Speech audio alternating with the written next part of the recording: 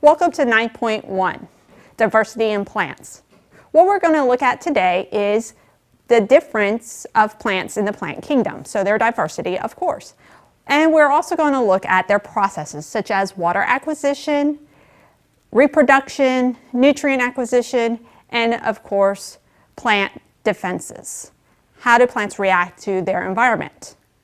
So let's jump right in and see what makes a plant a plant. Welcome to Plant Characteristics, the first section in Diversity in Plants.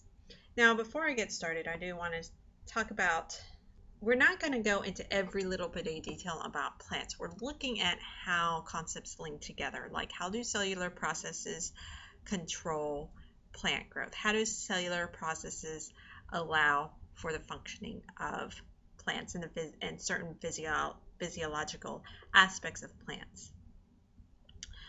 So I do want to start out by looking at different plant groups, and just so you have an idea of the basis. And the first evolutionary trait that had happened with plants is the fact that they were able to be terrestrial, and some things had to happen. And we start out with your non-vascular seedless plants, commonly known as your bryophytes. And then you have your seedless plants. These are commonly recognized as ferns. I would say that would be the most characteristic one in that group. And then you have your seed plants, which are your cone-bearing plants of gymnosperms, and your flowering plants, which are the most recent group, angiosperms. And they are also the most diverse. More than likely, if you see a plant, it's probably going to be an angiosperm. Because they just outnumber the other types of plants. So here's a visual description or a visualization. We have different mosses, and we do have a fern. And one thing I do want you to realize about mosses, different types of mosses, they are very, very small because they do like that vascular tissue. So they're transporting their water strictly by osmosis. There's no vascular tissue to move that water through. Ferns are our first vascular plants, and so they can be much bigger because they have that transport mechanism. Then we move to our gymnosperms, which also include neophytes and ginkgo, the ginkgo biloba tree, which is the only one of its only species currently. So these are our cone-bearing trees and cone-bearing plants. And one thing I do want you to understand is that plants are quite diverse. They are a quite diverse group of organisms that we really don't look at too often in terms of interesting, or as interesting as animals. And the most diverse group is the angiosperms, from grasses to flowering plants, fruit trees. A majority of your plants are going to be your angiosperms. And so grasses you just don't normally think as a flowering plant, but they are. Those are little tiny flowers. And flowers are usually going to represent what kind of pollination they use. If it's wind pollination, and we'll get more to that in a little bit. So what are some key evolutionary events that had to happen? Plants had to be able to conserve water, just like other terrestrial organisms, and bring in nutrients. Water was a great medium to transport gametes from one plant to another. Well, they can't do that. We have to have vascular systems, movement of water through the plant, so photosynthesis could occur in the leaves. Heterospory, we have two different sizes of spores, female spore being slightly larger than the male spore. Development of seeds, this allowed for embryos to be transported and protected and able to survive and germinate. And lastly, flowering plants. So these are some key evolutionary events that occurred. So we have the plants that we have today. And most plants, of course, are going to be made up of your root system and your shoot system. So your roots are going to be underground in the soil. Your shoots are going to be above ground. And the leaves are what we call vegetative. And then, of course, your flowers or your cones are going to be the reproductive. And a lot of times we're going to focus a lot on vascular plants because those are the majority of the plants out there.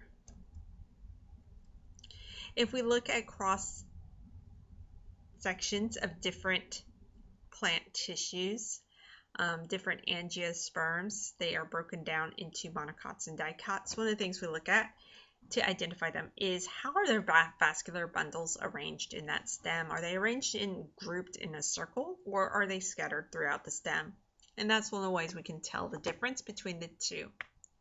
But one thing that they have in common is that those vascular bundles are always going to be together. They transport water and nutrients throughout the plant, and they will be there, pushing that water, pushing that sugar to wherever it needs to go. The roots as well, they are going to be key to water transport. One thing that I do want to point out is where your vascular system is. Your vascular system is going to be slightly different than the stem. It's going to be in the middle, surrounded by what we call the cortex or other ground tissue storage cells. And the key to water transport is that they're going to be contained, these vascular bundles are contained within this endodermis, not epidermis, I almost said epidermis, the endodermis because it's on the interior, and it's going to be covered by a waxy strip. And this, what is going to have to happen is when water is going to be moved into this vascular system, it's going to be locked in there, and it's going to have to stay in the xylem. And there are a wide variety of adaptations. Plants, normally when we think about adaptations and natural selection, a lot of our examples are with animals. Well, plants have adaptations as well. You have your carnivorous plants. They can photosynthesize, however, they still need other minerals and nutrients. Nitrogen. Nitrogen is a huge, huge nutrient that plants need to take up. So nitrogen needs to be taken up in its nitrite form. Okay, so carnivorous plants live in a nutrient-poor soil, so they need to get that nitrogen and other minerals from something else. And so they developed ways to get it from small insects and other small animals.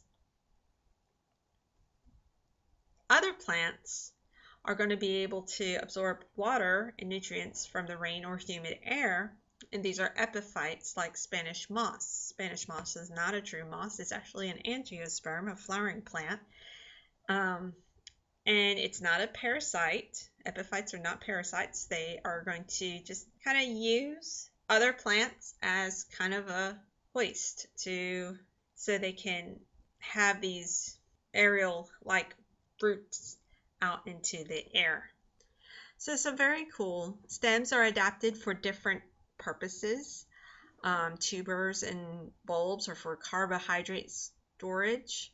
Stolons and rhizomes and runners are for asexual reproduction. And some of these we have learned to use as crops or food, ornamental uses in terms of our grasses.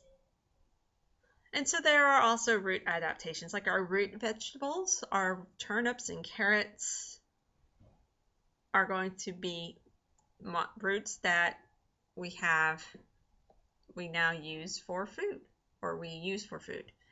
Prop roots, we're going to have roots that prop up out of the ground.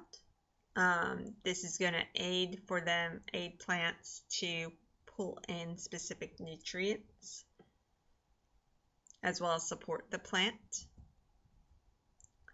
And one of the most interesting plants, I think, are mangroves because they are highly adapted to their very specific environment. They're adapted to low oxygen levels, a saline environment. They have low nutrient soil. So they have a lot of specialized structures and a lot of specialized processes, such as specialized roots that are going to have a way to help pull in oxygen and help pull in water that it needs. Very fascinating. So I hope this gives you a little insight into the wide variety of plants that we have before we talk about the specific structures of plants or the specific processes of some plants. And we're not going to get very, very detailed because it's not about the nitpicky details. It's about the big ideas and how everything is interconnected and how everything relates.